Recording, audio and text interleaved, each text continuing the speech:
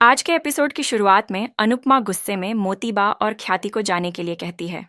अनुपमा ख्याति से कहती है, आपको मुझसे यह शिकायत थी कि मैंने आपकी बेटी को छीन लिया, लेकिन आज आप यहाँ किस काम से आई हैं?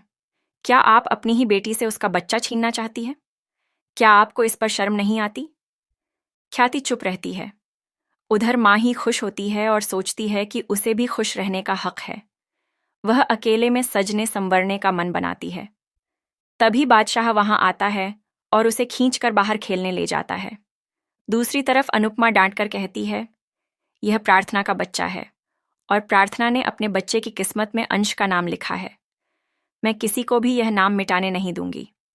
ख्याति और मोतीबा सब सुनकर चौंक जाती हैं। अनुपमा उन्हें पेपर देती है और तुरंत जाने के लिए कहती है। अनुपमा ताना देती है कि बिना मिठाई खाए ही आपको वापस जाना होगा, क्योंकि मैं आप पर मिठाई बर्बाद नहीं करना चाहती। इधर बादशाह माही को खींचकर ला रहा होता है और माही उसे रोकने की कोशिश करती है। वहीं मोतीबा गुस्से से अनुपमा से कहती है, हम देख लेंगे, आपका यह जवाब हम पर उधार रहेगा। अनुपमा फिर ताना देती है, इतने अमीर होकर भी आप जवाब को उधार में छोड़कर जा रही हैं।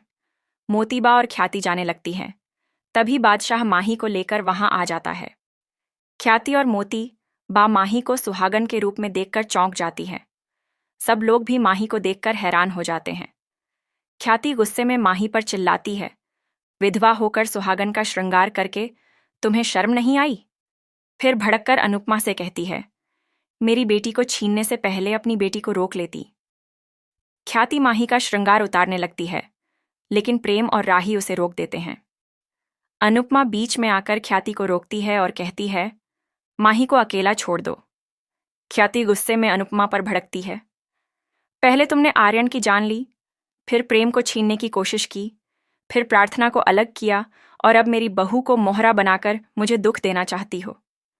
अनुपमा हैरान रह जाती है। माही दुखी होकर सफाई देती है, मुझे आर्यन की बहुत याद आ रही थी और अकेलेपन की वजह से मैंने यह सब किया।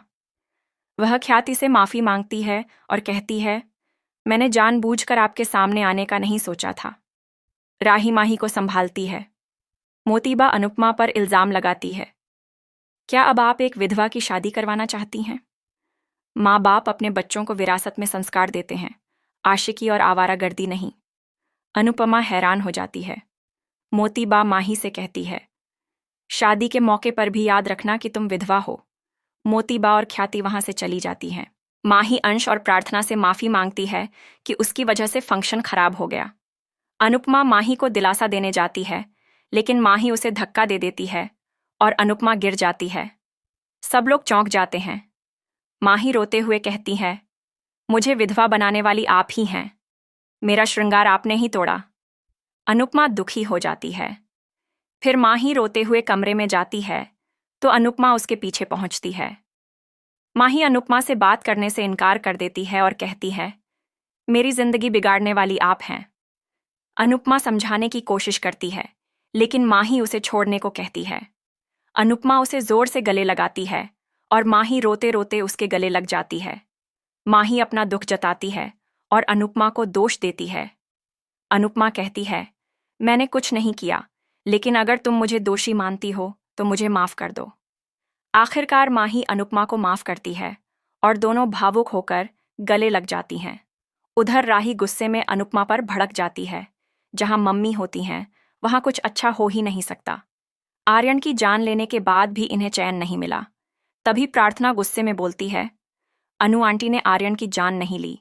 जो हुआ वह हादसा था, लेकिन आप सब ऐसे बर्ताव करते हैं जैसे अनु आंटी ने ही आर्यन की जान ले ली हो। वह कहती है, जहां वो रहती हैं वहां कुछ बुरा नहीं होता। जब मेरे पास कोई नहीं था तब उन्होंने मेरा साथ दिया। प्रार्थना राही से कहती है, मुझे तुम पर तरस आता है कि तुम उनकी बेटी होकर भी उन्हें समझ नहीं पा रही हो। राही चौंक उठती है। प्रार्थना साफ कह देती है, तुम अपनी माँ के बारे में जो सोचना है सोचो, लेकिन कुछ मत कहना, क्योंकि मैं अनुपमा के खिलाफ कुछ भी नहीं सुनूंगी। राही चुप हो जाती है। उधर अनुपमा माही को समझाती है, जब हम एक बात पर बार बार नहीं हंसते तो एक ही दुख पर बार बार क्यों रोते हो? जब तुम दुख का गहना उतारोगी तभी जिंदगी तुम्हें सुख का गहना पहनाएगी। जब प्रार्थना को दूसरा मौका मिल सकता है तो तुम्हें भी मिलेगा। आर्यन की यादें हमेशा तुम्हारे साथ रहेंगी, लेकिन उन यादों को दिल में रखकर आगे बढ़ो। अनुपमा माही को नई शुरुआत करने की सलाह देती है और उसे तैयार होने भेज देती है। फिर अनुपमा दुखी होकर आंसू बहाती है। तभी बाबूजी आकर उसका सहारा बनते हैं। अनुपमा बाबूजी से कहती है, जीवन साथी के बिना जिंदगी अधूरी हो जाती है। मेरे लिए इस उम्र में भी अनुज के बिना सब कुछ अधूरा है, तो माही का क्या हाल हो रहा होगा, यह मैं सोच भी नहीं सकती। अनुपमा बाबूजी को पिता के प्यार की अहमियत बताती है और कहती है, इस घर में पाखी, तोशु और समर के अलावा किसी को भी पूरा पिता का प्यार नहीं मिला। राही छोटी थी, तब अनुज चले गए। अंश ने समर को देखा ही नहीं।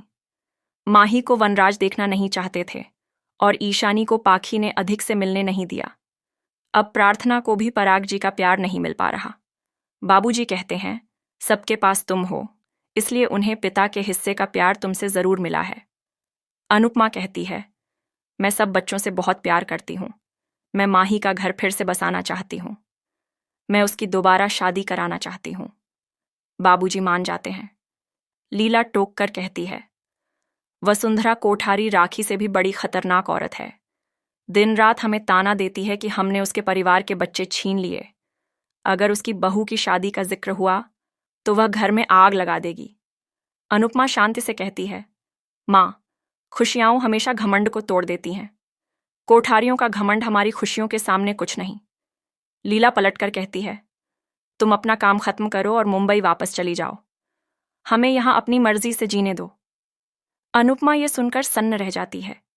उधर प्रार्थना आंसुओं में डूबी रहती है। अंश उसे संभालते हुए कहता है, तुम चिंता मत करो, यह बच्चा सिर्फ हमारा है। मैं दुनिया से भिड़ जाऊंगा, लेकिन गौतम को कभी माफ नहीं करूंगा। प्रार्थना आंसुओं के अंश अंश को गले लगा लेती है। अंश प्यार से मुस्कुराता है, मूड खराब करने की जरूरत नहीं। अब हम कपल हैं, सब भूल जाओ और शादी की तैयारी करो। दोनों खुश नजर आते हैं। शादी के घर में मनोहर जी और बाबूजी देखते हैं कि जिग्नेश उदासी में बैठा है। दोनों पूछते हैं, अरे क्या बात है, शादी के घर में भी ये उदासी क्यों? जिग्नेश आह भरकर कहता है, मैं एक लड़की को भूलना चाहता हूं। मनोहर जी उत्सुक होकर पूछते हैं, कौन सी लड़की? जिग्नेश सिर खुजाकर कहता है, वही तो, मुझे याद ही नहीं आ रही। दोनों हैरान हो जाते हैं। बाबूजी बोलते हैं, पागल है तू, याद ही नहीं तो भूलना क्या। तभी जिग्नेश जोर जोर से हंसने लगता है। उसी समय सरिता पकौड़े लेकर आती है। जिग्नेश खुश होकर कहता है, अरे वाह, अब समझ गया मैं, जो पकौड़े खिलाए वही लड़की याद रहनी चाहिए। सब लोग हंस पड़ते हैं। अगली सुबह अनुपमा भगवान के सामने आरती करती है और कहती है, आज मेरे अंश और प्रार्थना की शादी है। हे भगवान, आप दोनों पर अपना आशीर्वाद बरसाना। सब कुछ मंगलमय हो। एपिसोड अनुपमा की भावुक प्रार्थना और मंदिर की घंटी की आवाज के साथ खत्म होता है।